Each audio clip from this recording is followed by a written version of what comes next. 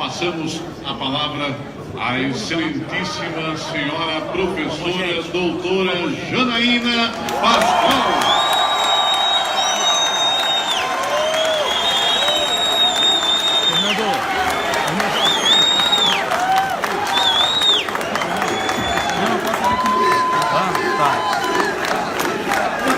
Muito obrigada, boa tarde a todos. Muito obrigada. Eu peço, por favor, se possível, que não aplaudam, não gritem, eu quero conversar com os senhores, tá? Eu acho que é um momento muito importante, um momento sério para o nosso país. Então eu peço, vamos conversar. Eu inicio saudando a todos os integrantes da mesa, na pessoa da senhora Michele de Paula, quem rende minhas homenagens. A senhora Michele sabe, né, que os próximos meses, e se tudo der certo, os próximos anos, serão difíceis, e ela estará ao lado do seu esposo, né, para poder auxiliar a nação. Cumprimento todos os presentes. Gostaria de dizer aos senhores que fui muito honrada com o convite por parte do deputado Jair Bolsonaro para integrar a chapa para concorrer à presidência da República. Nós iniciamos um diálogo bastante profícuo. Entendemos que para uma parceria de 4 anos, esse diálogo precisa ser mais pormenorizado, né? Porque é um trabalho conjunto, será um trabalho difícil. Então, não é possível tomar uma decisão em 2 dias, né? Nós temos aí os prazos da Justiça Eleitoral, claro que cumpriremos esses prazos, e estamos dialogando, né? Qual é a minha mensagem para os senhores hoje? Na verdade, são algumas. Mensagem número 1.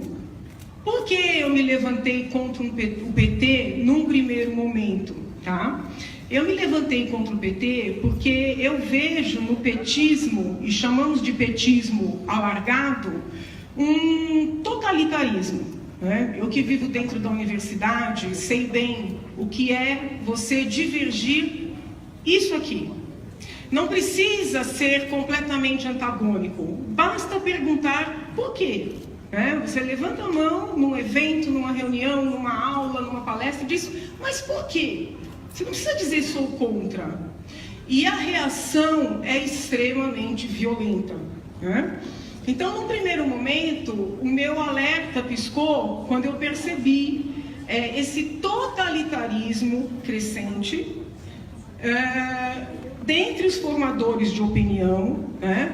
No âmbito político, o aparelhamento dos vários órgãos, apenas as pessoas que concordavam sendo admitidas, né? E, vamos dizer assim, subindo nas respectivas carreiras. Então, uma dominação das mentes, né? Então, a minha primeira resistência ao petismo alargado foi essa dominação das mentes. Num segundo momento, algumas bandeiras que são muito presentes na mentalidade do petismo alargado. Um desmerecimento constante da vida. Não havia uma discussão se é melhor criminalizar, descriminalizar, diminuir pena, por exemplo, com relação ao aborto. Existe um discurso de que o aborto é um direito fundamental. Então, esse discurso, quando levado para dentro de uma sala de aula, para meninas de 17, 18 anos, é um discurso cruel com estas meninas de 17, 18 anos. Também com relação às drogas, né? O diálogo não é o seguinte, olha, é melhor tratar criminalizando, descriminalizando, legalizando. Eu particularmente sou contra, mas eu sou uma pessoa extremamente aberta ao debate. O discurso que me incomoda é o discurso de alguém que entra numa sala de aula e fala para meninos de 17, 18 anos que droga é liberdade, quando todos nós sabemos que droga é prisão. Eu não estou falando aqui da prisão do corpo, da pessoa praticar algum crime e ser presa, é a prisão da dependência, a prisão da destruição daquela potencialidade. De um tempo para cá, venho percebendo também uma necessidade de normalizar a sexualização da criança e do adolescente, em tenra idade, né? E vejo isso com muito maus olhos. Então eu comecei já há muitos anos, não é de agora, né? Eu sou professora universitária há 20 anos. Então, há muitos anos que eu venho percebendo essa movimentação totalitarista e essas pautas preocupantes. Então, é uma história, eu estou trabalhando há muitos anos, né? Estou nesse caminho, não é de agora. Quando eu pedi o impeachment da presidente Dilma, eu disse para todo mundo que teve a curiosidade de me perguntar, né, que eu não estava pedindo o impeachment da presidente Dilma com o intuito de tirar a presidente Dilma e colocar outras pessoas para fazerem a mesma coisa ou algo parecido. Porque é muito comum ouvir o seguinte discurso: ah, o PT perdeu a mão, o PT roubou demais. O que tem subtendido nesse discurso? Que roubar um pouco menos pode. Entretanto, essa ideia de que a corrupção faz parte do negócio foi que nos trouxe até aqui, né? Porque essa ideia ela vai corrompendo também os valores. Então, quando eu decidi enfrentar tudo que eu enfrentei contra forças muito fortes, e eu dizia, olha, isso aqui não é um impeachment asséptico, né? Porque muita gente achou que aquilo era um impeachment asséptico. Tira a presidente Dilma e as coisas vão se acalmando e vão se acomodando e continuarão como sempre foram.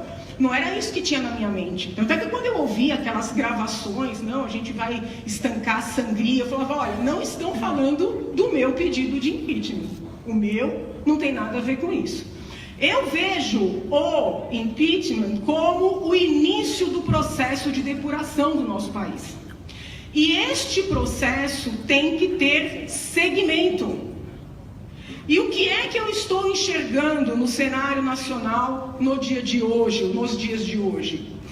Uma junção de forças muito fortes, porque tem o poder político, o poder econômico, o poder da caneta e, em alguns casos, até o poder das decisões.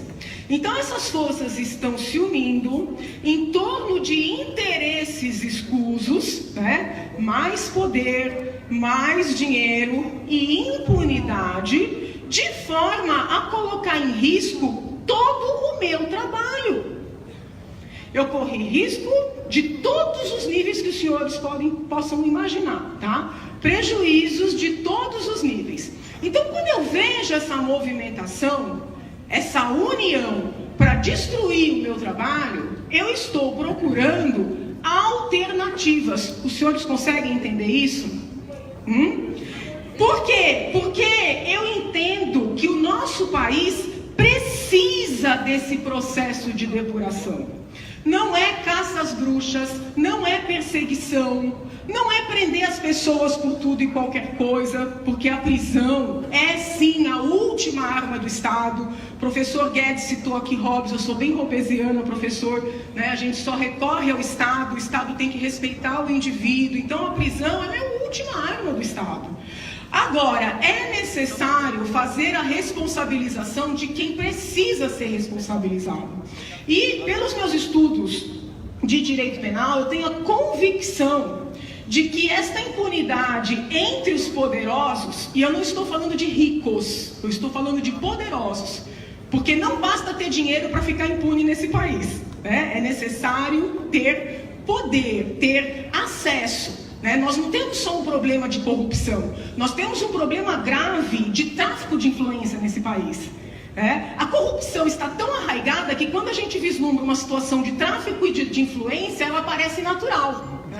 Então, essa impunidade que está estabelecida nas altas esferas de poder, ela reverbera para as camadas inferiores. Então, o cidadão que está lá na ponta, ele não tem estímulo nenhum de cumprir a lei. Pelo contrário, você pega um menino que nasce na periferia, tá? E aqui eu não estou fazendo o discurso de que a pobreza justifica o crime, não. Mas o menino que vai no posto de saúde e vê a mãe ser maltratada. O menino que vai para a escola, né, e tem que enfrentar, às vezes, tiroteio para chegar na escola e não tem um professor para dar aula. Ele olha para cima, ele vê políticos poderosos, empresários bilionários à custa do dinheiro público, que foi isso que a gente denunciou durante o processo de impeachment, né? à custa do BNDES, da Caixa Econômica Federal, com isenção de impostos, quebrando as empresas pequenas e médias concorrentes, ele vê essa gente toda se safando, o que ele diz? Ele diz, eu vou pro tudo ou nada. Então nós estamos vivendo uma situação de falta de normas, é uma anomia que estimula quem está embaixo a delinquir. Vejam, senhores, que eu não estou falando o seguinte, olha, as pessoas delinquem porque são pobres, porque são carentes, porque nós sabemos que a grande maioria da população brasileira sofre dificuldades e não vai para o crime. Agora, quando as pessoas têm uma vida difícil e elas olham para cima e veem os poderosos fazendo o que for e com eles nada acontece, ocorre a revolta. Poucas pessoas sabem disso, mas durante o processo de impeachment eu recebi cartas de presidiários.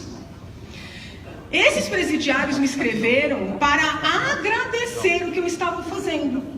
E eles em nenhum momento disseram assim, olha, eu sou inocente. Disseram assim, doutora, nós estamos aqui pagando o que a gente deve, mas nós estamos com o sentimento de que esse país vai mudar e os poderosos que devem também vão pagar. Os senhores têm ideia do que isso significa? Isso é muito, muito significativo, né?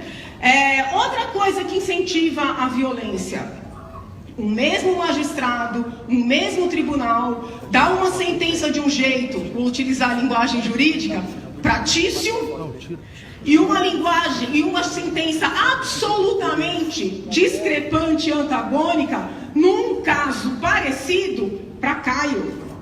Não existe república que se possa apresentar como tal, na qual uma decisão do mesmo tribunal ou do mesmo magistrado seja, nas mesmas circunstâncias, de um jeito pratício e de outro jeito para Caio. É isso que nós precisamos enfrentar. Os senhores estão acompanhando? Então, é muito importante que nós tenhamos em mente qual é a nossa meta. Por que eu estou dizendo isso? Porque não se ganha a eleição com um pensamento único. E mais, não se governa uma nação com um pensamento único. Essa parte é muito importante. Os seguidores, muitas vezes, do deputado Jair Bolsonaro, eles têm uma ância de ouvirem um discurso inteiramente uniformizado. Pessoas só são aceitas quando pensam exatamente as mesmas coisas. Reflitam se nós não estamos correndo risco de fazer um PT ao contrário. Vejam, eu não vim aqui para receber aplausos. E eu não vim aqui atrás de cargo. A minha fidelidade, e eu falo isso com honestidade, porque eu já disse isso para ele hoje de manhã, não é ao deputado Jair Bolsonaro, a quem eu, assim, externo aqui todo o meu respeito. A minha fidelidade é ao meu país.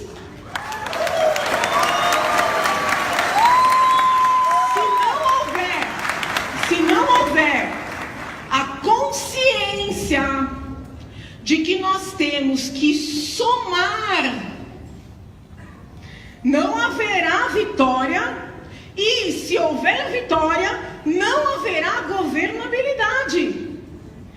Nós temos que pensar nos dois momentos, a campanha e a governabilidade.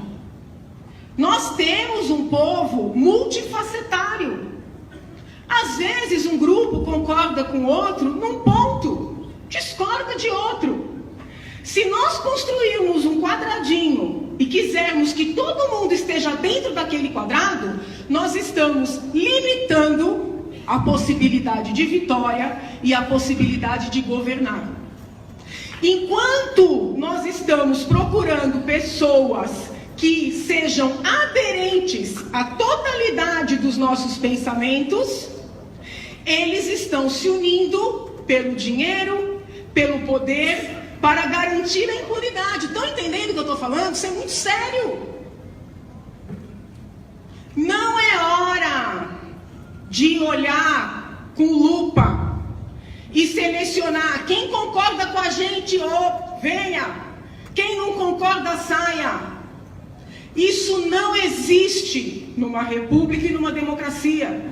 Nós temos que ter linhas mestras, né? Quais são as linhas mestras? A valorização da vida, proteção da juventude e enfrentamento da criminalidade, sobretudo de poder, porque é essa que mina todas as outras partes da nossa nação. É isso que tem que nos unir. Estão compreendendo? Então eu peço aos senhores que reflitam sobre o que eu estou dizendo, né? Eu sou uma pessoa que dialogo com todo mundo. Sou muito firme nas minhas convicções. Estou fechando. Sou muito firme nas minhas convicções, né? Eu vim aqui não com o intuito de aderir, de dizer, olha, estou contigo e abro mão de tudo que eu escrevi, de tudo que eu falei.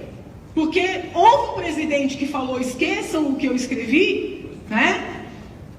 Não é isso que eu quero, né? Eu vim aqui disposta a somar, não por um plano de poder. Eu vim aqui disposta a somar por um projeto de país. Se nós não formos capazes de somar, nós não somos capazes de governar.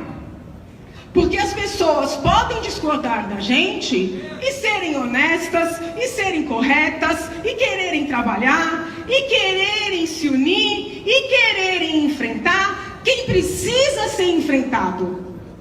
Nós não podemos cair na armadilha deles, que é a armadilha da cisão.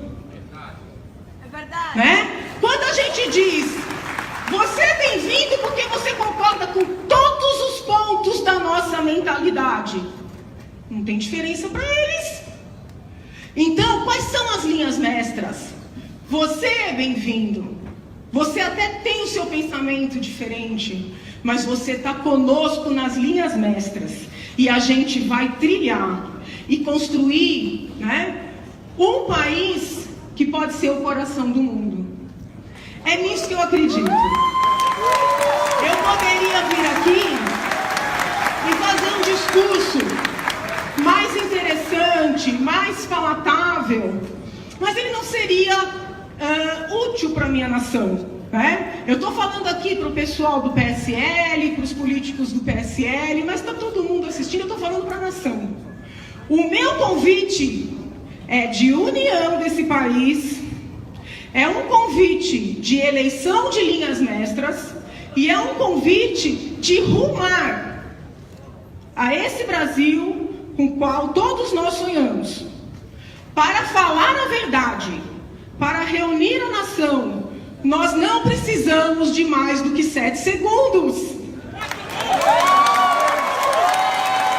Para falar a verdade, para reunir a nação, nós não precisamos de mais de 7 segundos. Não caiam na armadilha, não cindam, não julguem o seu irmão, porque eventualmente ele não concorda com você num ponto. Nós não somos donos da verdade, né? Nós não somos, nós estamos tentando colaborar, né? Nós estamos juntos para que todos possam falar e pensar aquilo que realmente sentem. Eu digo, ele diz, eu convenço, ele me convence e a gente constrói um país. É contra o totalitarismo que nós estamos juntos. Esse é meu convite aos senhores. Deus abençoe. Acredito em Deus, mas eu não vou pedir ninguém para acreditar em Deus. Eu vou pedir aos senhores para acreditarem no Brasil e em cada um dos indivíduos que formam essa nação, tá bom? Muito obrigada.